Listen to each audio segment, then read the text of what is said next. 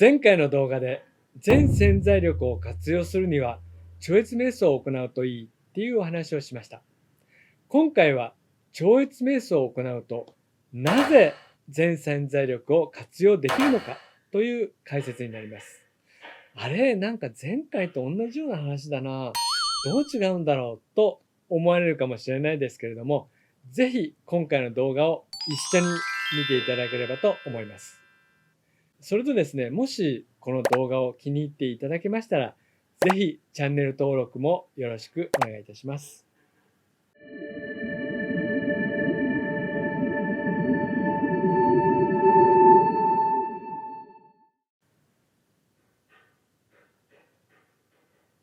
こんにちは。マハリス総合教育研究所群馬オフィスで超越瞑想を教えている森正也です。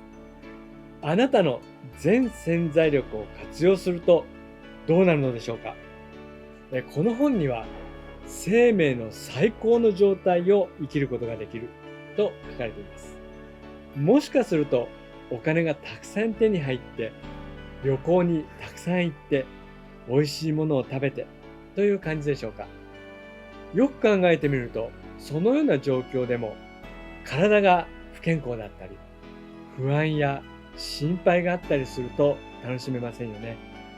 逆に心も体もすっきりした状態であればどこにいても何を食べても美味しくて楽しそうなイメージはありませんか？結局自分らしく楽しく生き生きと過ごすことが人生の目的になるのかもしれません。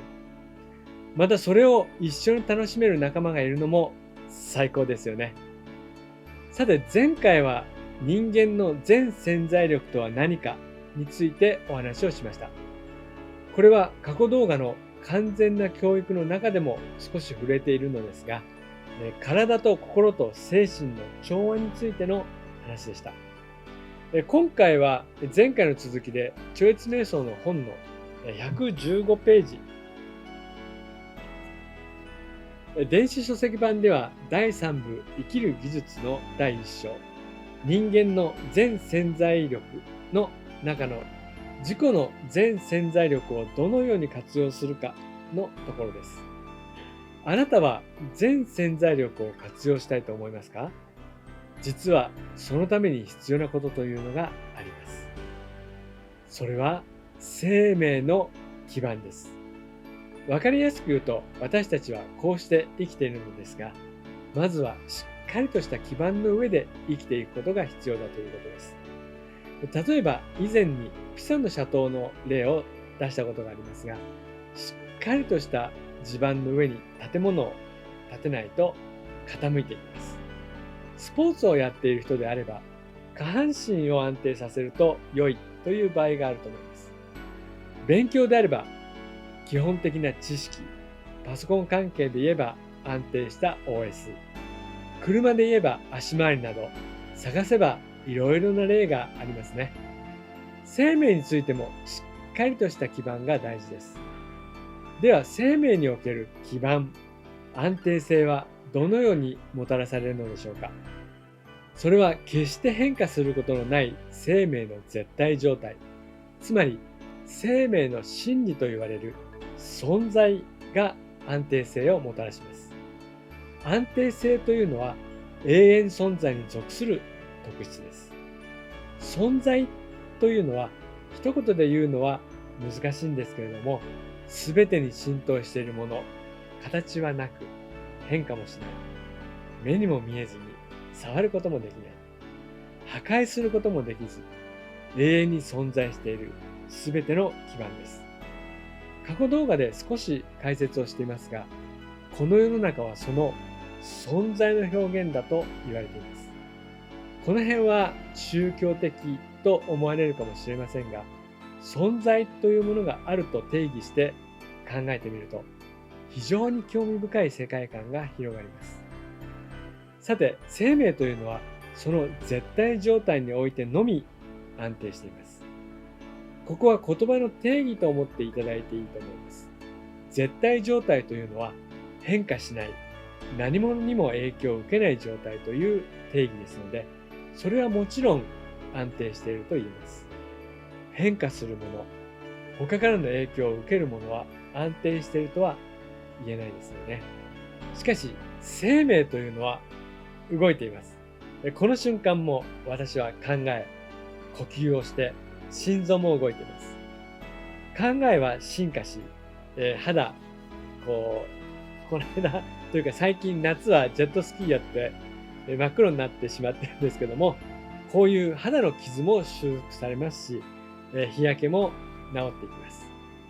で、全潜在力を活用するというと、安定した基盤によって支えられた状態が必要です。では、生命の安定性とは何でしょうか？どうすればいいのでしょうか？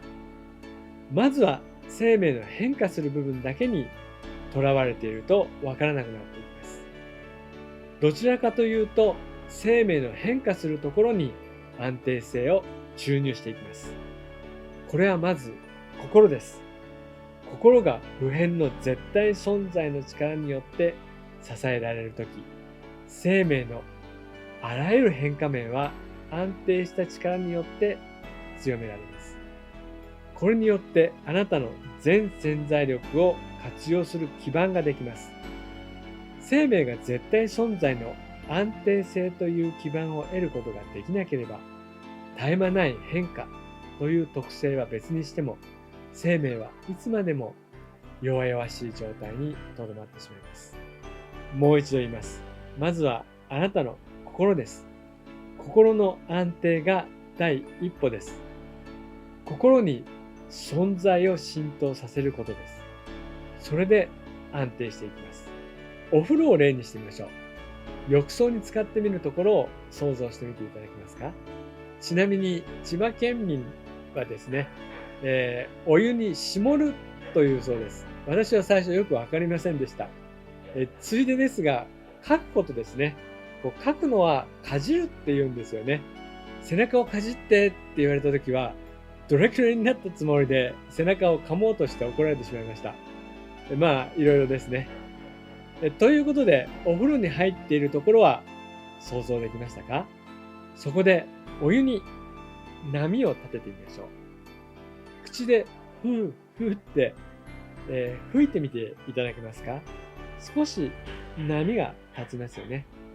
では、それよりももっと強く高い波を作ってみることはできますか？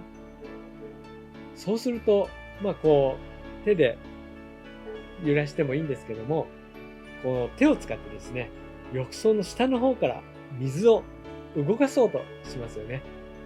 この浴槽の水があなただと思っていただけますか？普段は外側からの影響を受けて波が立っていますが、外からの影響がなければ何も起こりません。しかし、もしあなたがあなたの全潜在力を活用しようとするときには、浴槽の下から大きな力で動かすように、あなた自身を動かします。これが全潜在力です。そしてその時には、下からの力や水が一体となって動くことで、より大きなパワーが生まれます。あなたは浴槽の下から上へと手で水を動かしますね。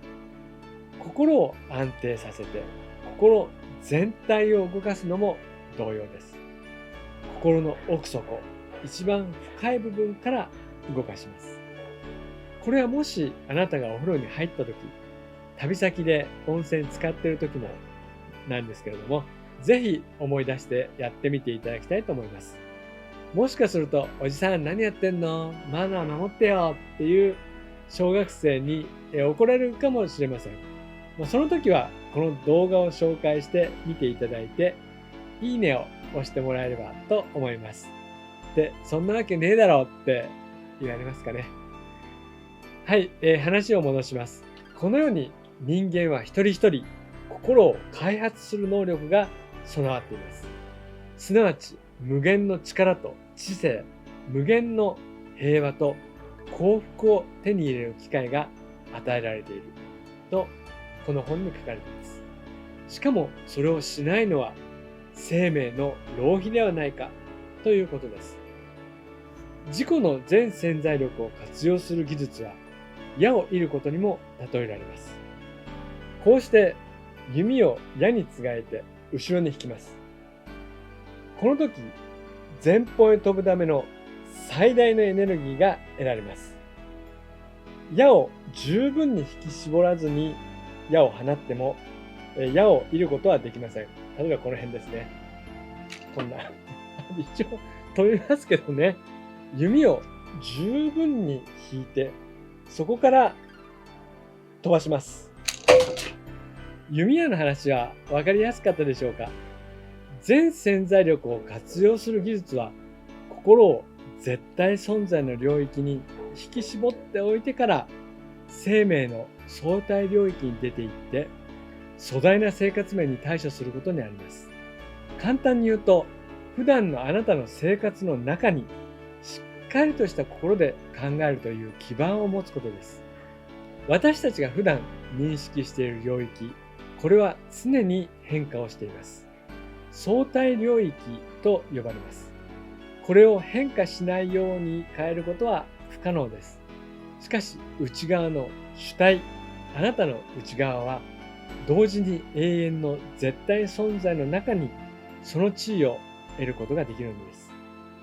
あなたの内側に絶対存在がある状態では、生命の絶えず変化する現象面を補うことができ、この2つが一つになって生命を完全なものとします。それと例えば人間には右と左の両方の側面があります。この両側を十分に活かして使うといいですね。